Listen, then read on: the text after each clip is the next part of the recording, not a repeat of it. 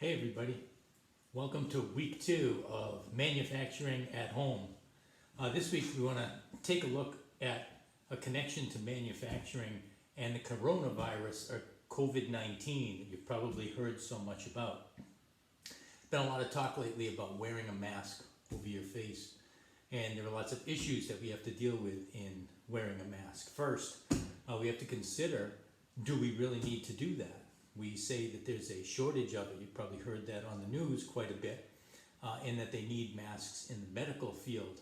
And should we, as people who might not have that disease, who might not have COVID-19 or been exposed to the coronavirus, should we be using up that supply when we might not even be infected?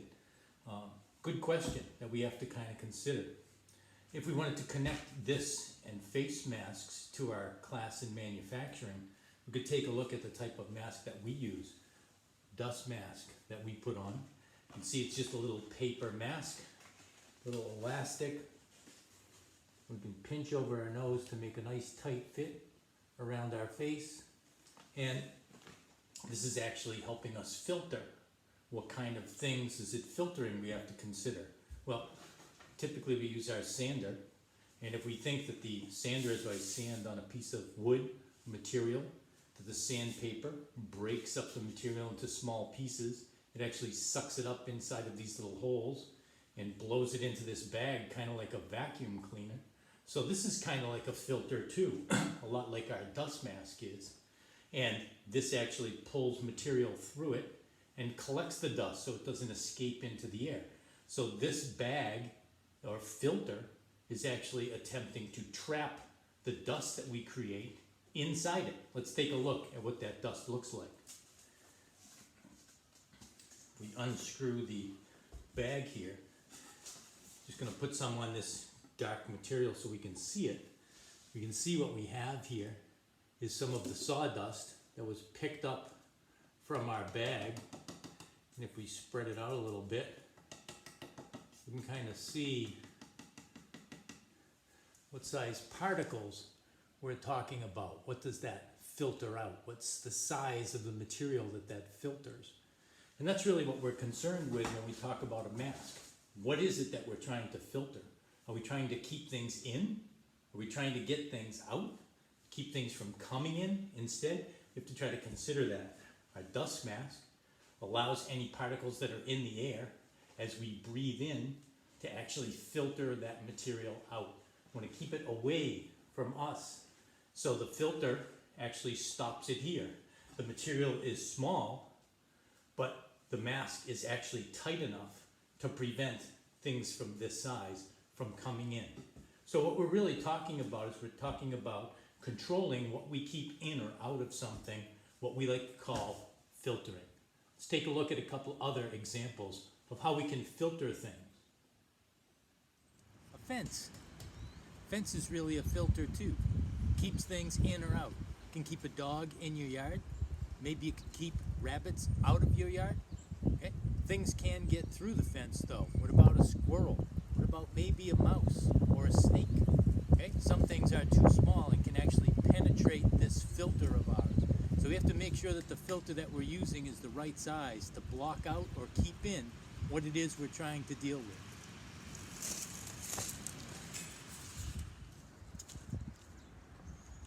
How about a screen?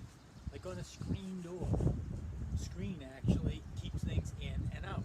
It allows air to flow through, lets the air in, but it's small enough to keep bugs out. Okay, so we can sit in a screen house, don't have to worry about the bugs on those nice summer days. Here is a nurse. Notice this face mask that she's wearing with eye protection, a clear shield covering her eyes, and a mask to protect her nose and mouth from breathing. This person is at extremely high risk dealing with patients in close contact, so the situation is crucial. This is a person with a homemade face mask. Notice that it does a similar thing, protection on the eye, but notice that it's a nice wraparound, consistent mask that can protect her from the typical environment. Hey, so now that we know a little bit about filtering, we have to think about what it is that we are filtering. What is it that we need to know in order to create our personal face mask that we want to make? And we have to consider a few things along the way. First should be, how much air do we actually breathe?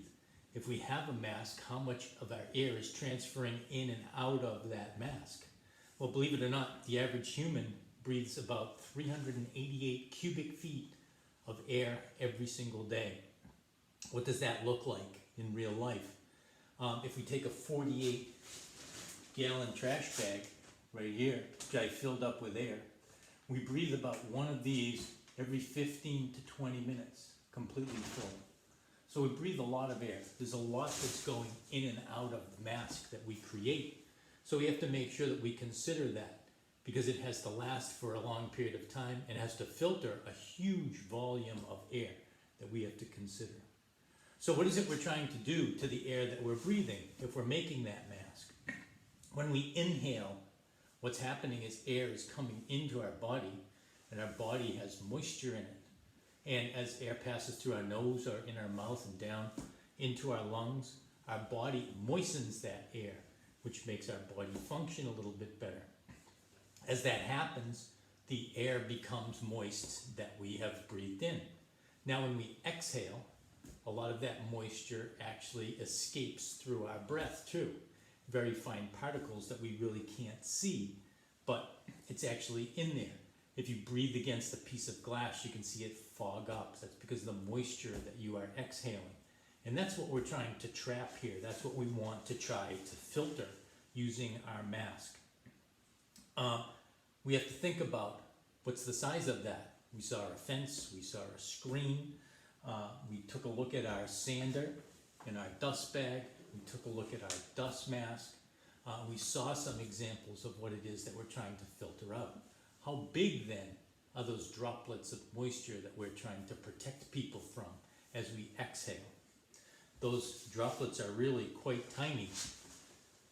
The average moisture droplet is what's called 5 microns or micrometers in size. That's about 197 1/millionths of an inch. If you think of the size of a grain of salt in a salt shaker at home, if you think of that size, we're talking about something that's 60 times smaller than that. So imagine taking that and chopping it up down 60 times smaller, and that's what we're looking at trying to filter. So we're talking about trying to filter out something that's extremely fine. For that reason, we have to use the right mask. We talked about our dust mask, which is actually taking some fairly large particles made out of paper, very similar to a paper towel, a little bit thicker, more rigid than a paper towel, but very similar in consistency. When I put that over my face and breathe in and out, that's actually allowing air to move in and out to circulate through the mask and blocking those dust particles. You probably heard on TV a P95, there's a P95 mask. And this is more like the medical masks that people wear in the medical profession. This is multi-layered. See, it's got a better system, filtering system, and a seal to wrap around your face, a little more soft. So when I put that on my face, it actually fits tighter. It's even got a little valve inside of it that moves and allows air to flow through that so that it moves the air a little bit more freely, yet doing a better job filtering it. It's a multi-layered, finer filter that's actually managing those very, very fine particles and keeping those in or out depending on which direction we're looking at. Okay. This week's assignment, what we want to do is we're actually going to make our own personal face mask. Okay. And there's a few things that we need to think about as we do that. There'll be some detailed instructions on Schoology, and I'll send that out to everybody. But just a couple things that you want to think about. Think about the materials that we're going to use in order to do that. We're talking about that fine particle filter that we're looking at. We could use a plastic bag. If you think of that, if I breathe in on a plastic bag,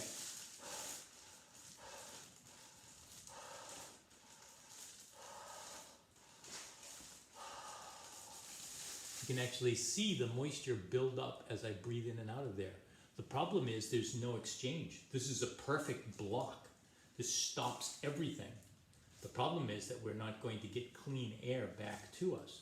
This is blocking everything, so this is not a good choice for us. It even says right on here, warning, danger of suffocation. So we certainly don't want to use something like that. We need something air will pass through.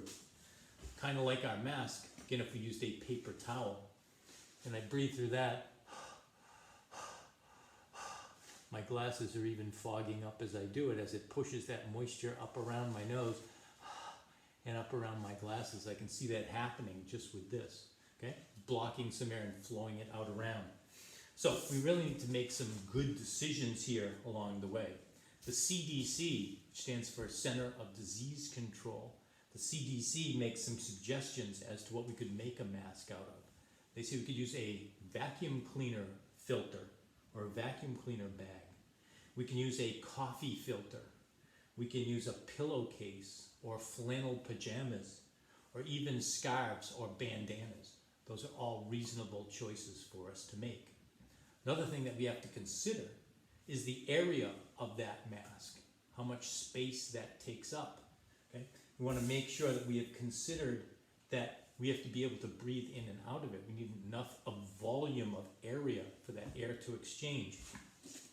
If we looked at something simple, this is a vacuum filter out of my shop vac, and what happens here is the air is sucked into the vacuum with all the debris in it, the dirt and sawdust and everything, and this filters the air that's coming in and then pushes it out.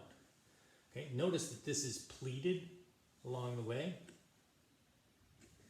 Kind of looks like an accordion. I folded up a piece of paper. It kind of looks like this.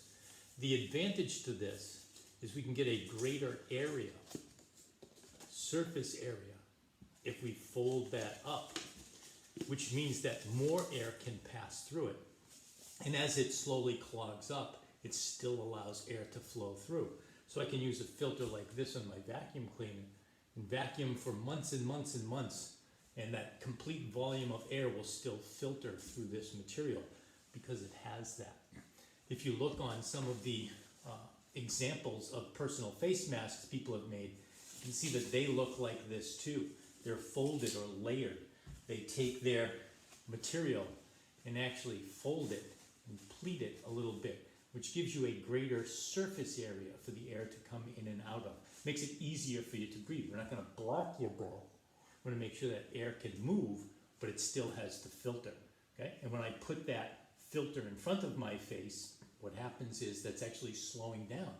In order for that air to move through there, it can't move as fast as if there was nothing there. So we've got to try to balance that out. What is the volume of air that we have to take in that makes it still comfortable for us to breathe, but that's going to still protect us from the elements, whether that's, again, breathing out, keeping your moisture from your breath away from other people, or keeping other people's moisture from their breath away from you. Those are the kinds of things that we're going to consider. Okay, so I'll post that assignment up on Schoology. You'll have this week to work on that. Feel free to make more than one. Make one for your whole family. There's all kinds of examples online. You can look on YouTube. They're in the newspaper all the time. Constant examples. Some of them can be sewn together or stapled together. Some of them require no sewing or stapling at all. We're trying to make something that does the job, filters out those water droplets that we're talking about.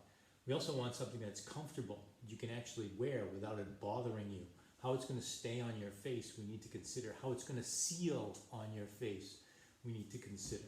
Okay? And beyond that, we can actually get to the aesthetics. We talk about form and function.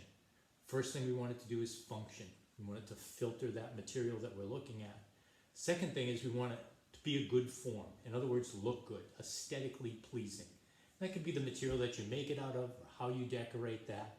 Okay? And you're completely free on how you do that. What I'd like for your assignment that you pass in is for you to send me 3 different photographs. One of those photographs is going to be in your planning, okay, and your preparation for that. Could be a plan that you have, could be an example of something that you're following. It could be the materials that you're using. But a photograph of your planning and preparation. I want a photograph of your process. That's photograph number 2 of your process, you actually doing it. And then I want the third photograph to be you with the mask on. Okay? All 3 photographs should have you in the image. I'm going to make sure that it's you that's working on the project. Okay? So think of them as selfie shots. We want 3 of those. Planning and preparation, process, and final product, all including you. Hey, useful project, ties to manufacturing, ties to the current events here. Okay? Maybe you'll enjoy doing this and you'll make one for every member of your family. Great idea. Enjoy this project, folks. We'll see you soon.